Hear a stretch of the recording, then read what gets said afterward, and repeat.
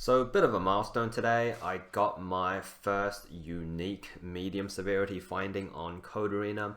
It was in this V token finance contest and the finding was worth 2K. So these unique findings, they're still worth a lot of money. I made a video last week saying the rewards aren't as good on Code Arena anymore.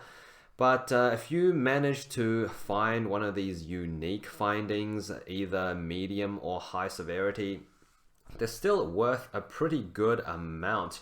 Mediums are going for 1 to 2K, and if you find a unique high, it usually goes over 5K for some of these contests.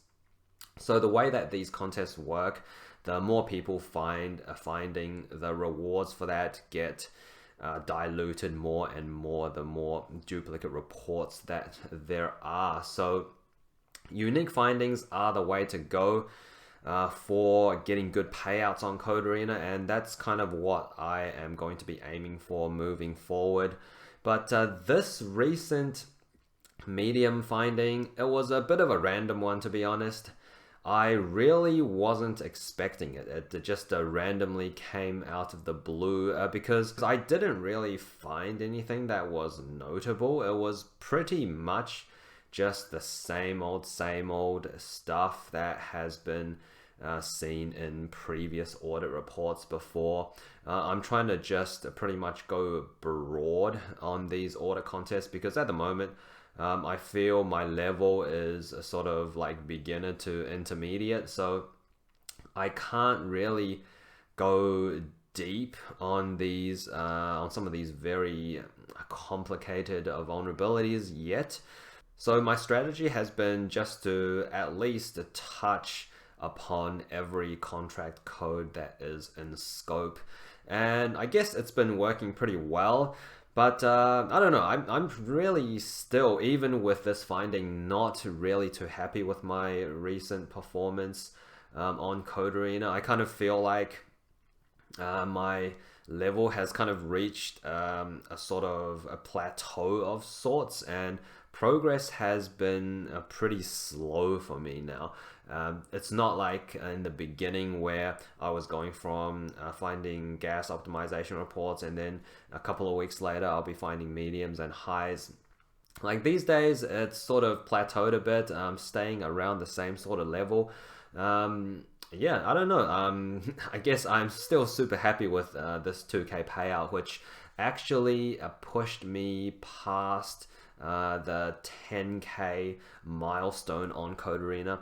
So this has been 4 months total on Code Arena, and I achieved over 10K. So like overall, can't complain about those results. That's pretty amazing, considering that before Code Arena, I was completely new to smart contract auditing and Web3 security. So all my learning in this space has been participating in these audit contests and reading these past audit reports, which has been really valuable in terms of just getting familiar with the types of vulnerabilities that can be found, and just going broad rather than deep, because I can't really go too deep at this point. So I think I feel like I'm sort of in this plateau at the moment, so I guess it's just a matter of doing more of these contests and same old, kind of just keep repeating that process, getting more and more familiar with different code bases, trying to understand each code base fully, and I think in time it will come, getting more of these unique findings.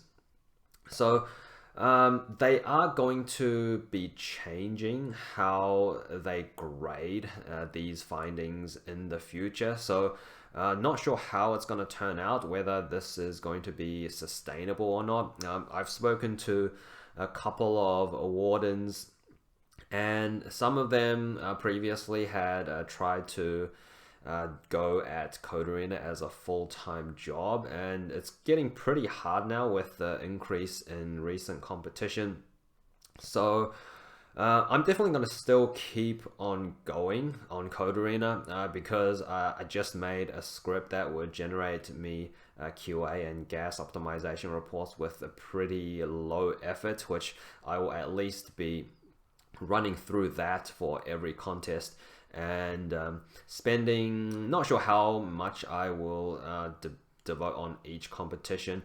I think, I mean, I saw like some warden on the C4 Discord, and he was like, he was spending 10 hours a day studying Web3 security, which is just insane. Like, I'm probably like around 10 hours a week on average, I would say.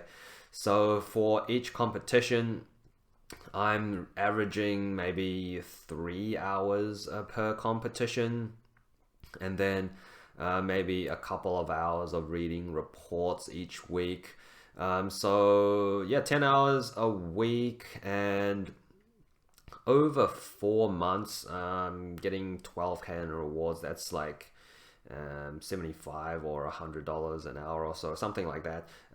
Pretty awesome as a side gig that I can just do part-time. I think in my current situation where I'm working full-time pen testing job, so this feels enough, like it feels different enough to the day job where I can I don't really feel like this is a work, right? So it's fun, and since it doesn't feel like work, it's I don't get burnt out doing this, which is good. I think avoiding burnout and just keeping up the steady progress, I'm gonna be happy with if I can keep this progress up. It's all about just slow progress every day, I reckon. Avoid the burnout. 10 hours a day. Someone said they were studying. That is just no way I would be able to do that, even if I wasn't working a full-time job. So yeah, let's see how we can progress moving forward. Now they are going to be changing the way that they are going to grade the various findings moving forward. So for medium and high severity findings, if you listened to the recent community call, this was covered in that community call, where I guess this is a way to sort of combat the increase in the amount of low quality submissions. So there has been a lot of new wardens with varying degrees of skill, and that has caused an increase in the amount of low quality submissions. So I guess this is kind of just a way to deal with that. Everything is going to be graded on a scale from 1 to 100, and you'll have to score over 60 points to be able to get any rewards for your submission. I don't know how well this is going to work moving forward. It seems like this is only going to cover duplicate findings. So, for example, if you have 5 people finding the same finding, the person who scored the highest would get a bigger share of that particular pot that is allocated to that finding. But if you find like a unique finding, there's not really a way to grade you, right? If it's a valid unique finding, you're gonna get your unique finding pay no matter what. So I think this only is going to deal with those duplicate findings that are a sort of low-hanging fruit type of stuff that will, on average, I guess, bring up the quality of the reports that are being put out by Code Arena to that next level, to just give more value to the sponsors. But I mean, the sponsors are getting massive, crazy amount of value on Code Arena anyway. It's pretty crazy how much bugs are being found on Code Arena for every single audit contest. And some of these code bases, they're going to traditional auditing firms, and they are not really finding as much bugs as when they come to do a crowdsourced audit contest on Code Arena. So already massive value, and this is trying to bring up that value a bit more to the sponsors, and also to combat the low quality submissions.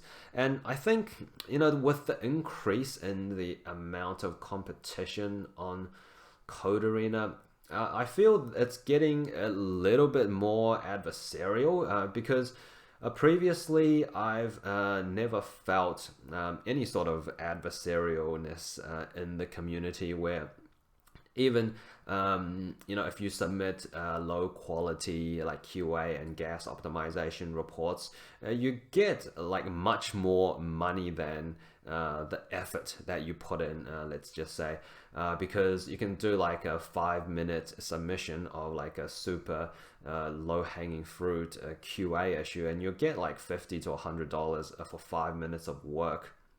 So that was happening a couple of months back, and people were happy to see that, and I was one of the the beneficiaries of those kinds of reward grading, because I probably wouldn't have devoted like this much time into Code Arena and Web3 security if it wasn't for like the rewards that I was getting very early on, which made me feel like this was a worthwhile a side gig for me to start pursuing. So now with the sort of increase in the level of competition, I feel it's getting a little bit adversarial. Like there are people talking about not rewarding people for quote unquote like low quality submissions. For example, this new judging criteria that is going to be enforced soon. We're not sure when this will actually come into effect, but pretty soon, according to the community call that happened just this week. So yeah, we'll see moving forward how sustainable this is, and whether it's still possible to do this as a full-time or a part-time job. For full-time job, I think if you look at the 60-day leaderboard, for top ranking wardens, it's definitely still possible to do this as a full-time job. I don't know if many of these guys are doing it full-time or not. I've seen a lot of wardens actually start to get their feet wet with Immunify, and also some of the like old school wardens that are ranking very high on Code Arena. If we look at the all-time leaderboard, like a lot of these people, they've joined Sparebit, right? So C. Michelle, I've seen him on some Sparebit reports. GPS, and I've seen him, he's in Sparebit. That was part of the OpenSea contest that Sparebit took second or first place. I think first place. Yeah, that was first place for Sparebit in the OpenSea contest. So a lot of wardens are starting to sort of dabble in these other DAO-like organizations that also pay out for finding bugs in smart contracts.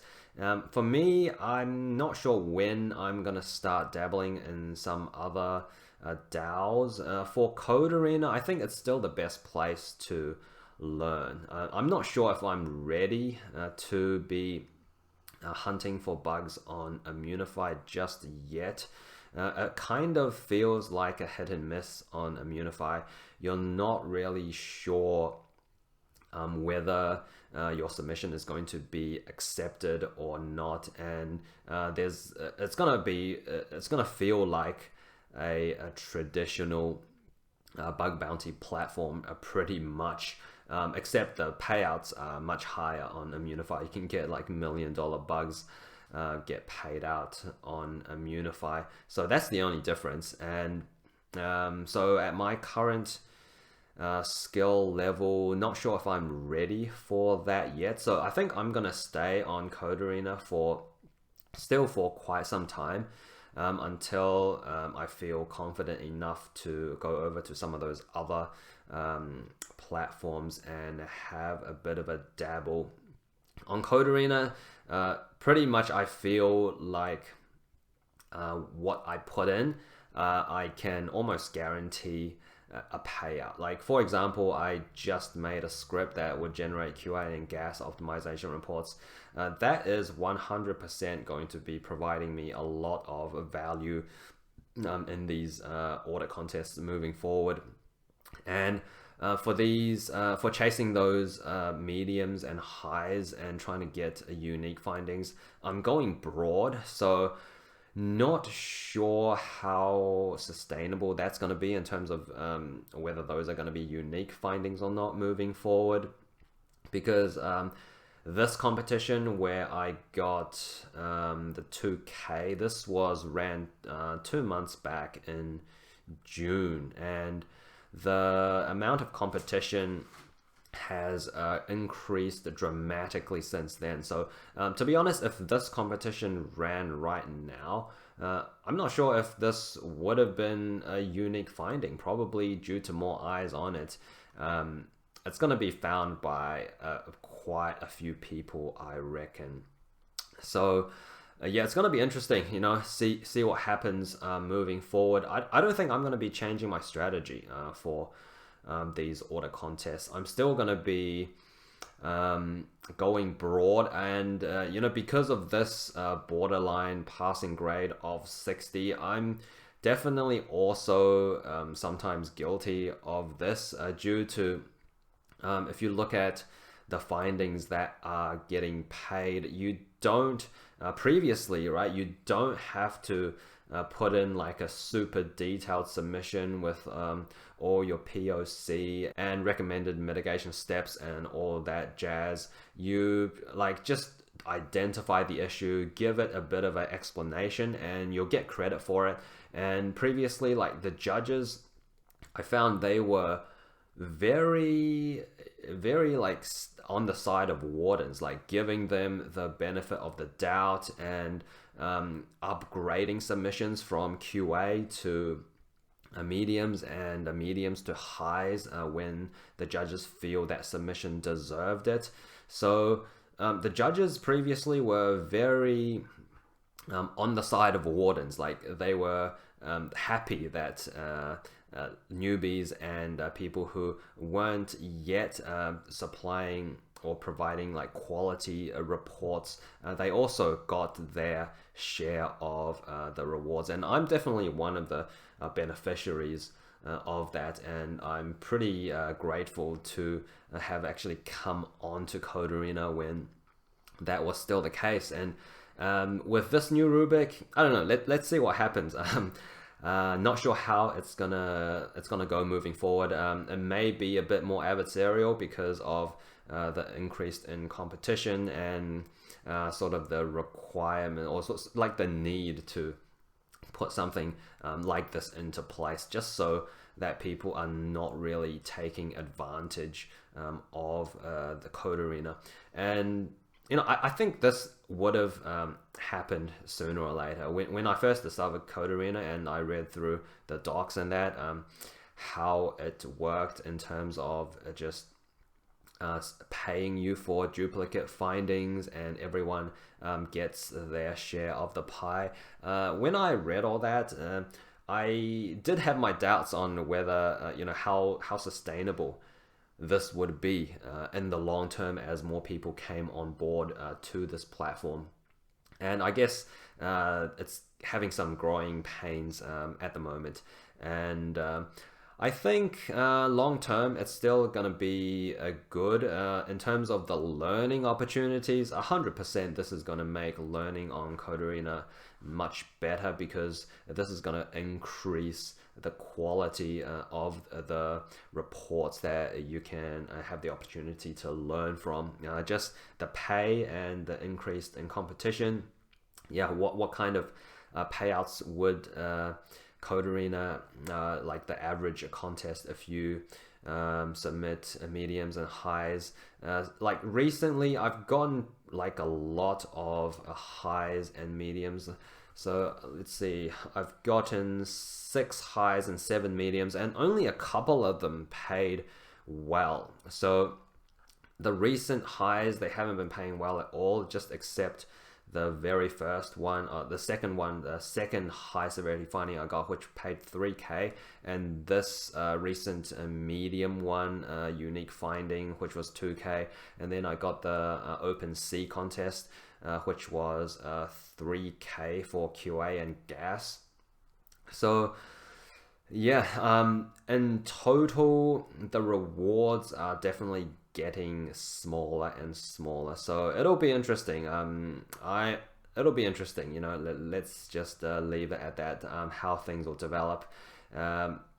For me, I am still gonna be doing these contests regularly. I don't think I missed even one contest since I made the video about 4 months ago on my first bug bounty, which was like a QA report, and they pay like $80 or so for it, which was just ridiculous. Like the amount of effort I put into that did not deserve $80. And that's kind of like the thing, what I was talking about. The rewards were a lot for the amount of effort you were putting in early on. So yeah, let's see how this goes. I am still very much interested in developing my skills in this field. Long term, this is going to be a field where you're going to get more returns for the effort that you put in, because just not many people are in it, right? It's very new. And with the recent increase in smart contract hacks, this is going to be a very lucrative field to be in. So Code awesome place to learn. I'm going to keep grinding at it. I do feel the plateau coming on. Yeah, don't know when I'm gonna just sort of break through that. But we'll see. We'll see. Slow and steady wins the race. We'll see what happens in these future contests, and I'll keep you guys updated on my progress. So many of you guys joined Code after watching my videos, and some of the comments I've received has really been motivating me to keep sharing my journey and keep you guys updated on my progress. So look forward to that. I guess that has been a long enough video of me rambling on today. I'll end it here. Thanks for tuning in. I'll catch you next time.